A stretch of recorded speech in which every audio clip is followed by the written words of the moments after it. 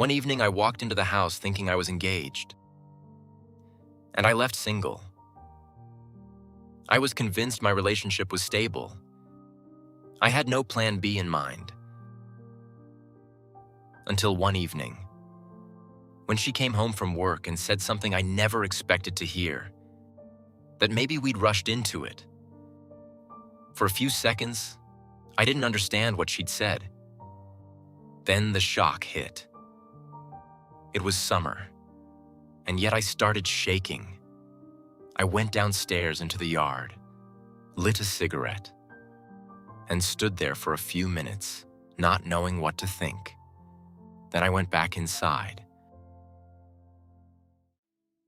After that conversation, I felt like something had changed.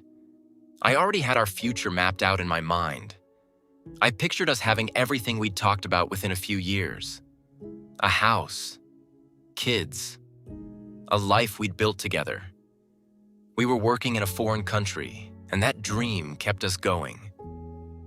We had gotten engaged not long before, and that engagement gave me a sense of security I'd never had before. I didn't agree with what she was saying, but I couldn't ignore what I'd just heard.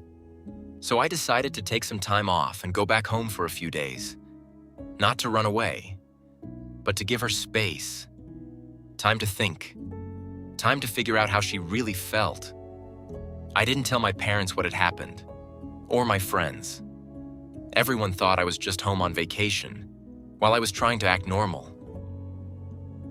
But the truth was, I couldn't stop thinking about her. And being away made me realize just how much I loved her. I honestly believed this break would help us. I thought it was one of those moments you see in movies.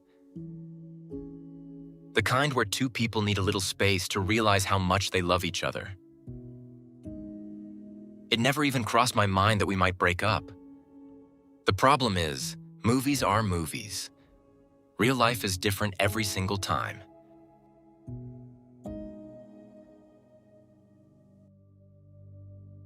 I came back from my vacation, walked through the front door, took off my shoes, went upstairs. At the end of the hallway was our room. I realized right away she was still at work. There wasn't any light under the door. I walked into the room. I felt awful. My headache was so bad it was making me sick. I didn't do anything except lie down on the bed, hoping I'd feel better after getting some rest. I fell asleep almost immediately. When I woke up, she was already home, and I remember her reaction the moment she saw me. That was enough. In a single moment, everything I'd believed came crashing down. I realized that when I'd left, we hadn't taken a break. We had broken up. I just hadn't understood it. I tried to talk to her, to understand what was happening, but it wasn't possible. Not then. It was the opposite of a nightmare. When you wake up from a nightmare, you feel relieved. I was wide awake and completely overwhelmed with panic. Not knowing what else to do, I ended up knocking on one of my housemates' doors. It was after 11 p.m. I knew he was awake. I'd heard him come in. As I knocked, I felt deeply embarrassed. There was no way the people in the house didn't know what had happened. I waited. Nothing.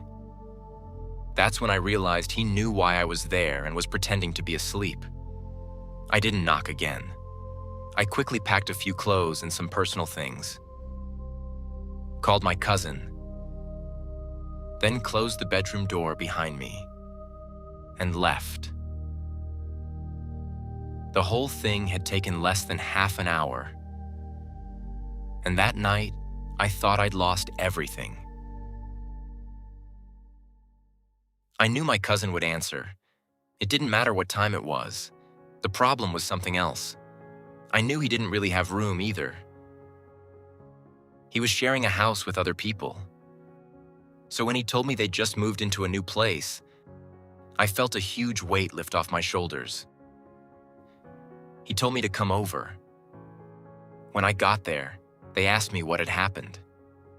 I gave them the short version, and they stopped everything they were doing just to be with me, to listen, to encourage me, to comfort me. If you'd met me back then, you probably would have thought God was helping me through all of it. But the truth is, I wasn't even looking for Him. At that time, I didn't have a relationship with God.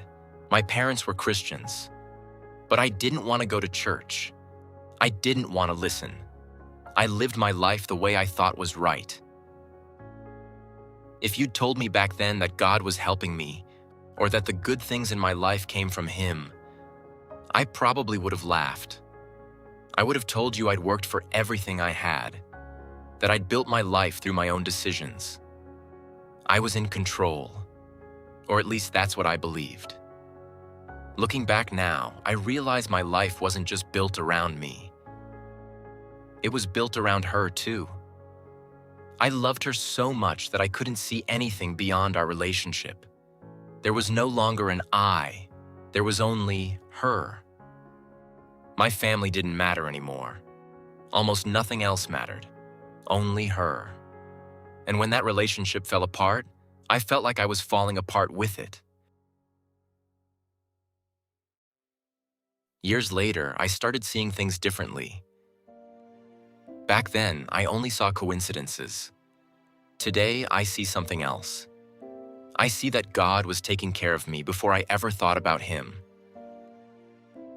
I see that He had already prepared a place for me to sleep. People who would welcome me. People who would help me back up when I was at my lowest. But I also see something even more important. Today, I believe we were never truly right for each other. And sooner or later, we would have ended up unhappy together. I'm glad it happened when it did, because a broken heart can heal. But a broken family leaves much deeper wounds. That night, I thought I was losing everything. Today, I see that wasn't true. I'd only lost the one thing I'd placed all my hope in. I'd built my life around one person, so much that I couldn't see anything beyond her. But looking back now, I don't believe God was taking away my future. He was taking away the very thing that was keeping me from seeking Him. Through the pain, the depression, and the years that came after, I discovered that I was never alone. There was always someone beside me. Someone who took care of me, who healed my heart, who helped me grow, who turned me from a boy into a man. That someone was Jesus Christ. If I could sit down today and talk for a few minutes with the young man who walked away that night carrying a bag, I'd tell him that one day he'll realize he didn't lose his life. He found it.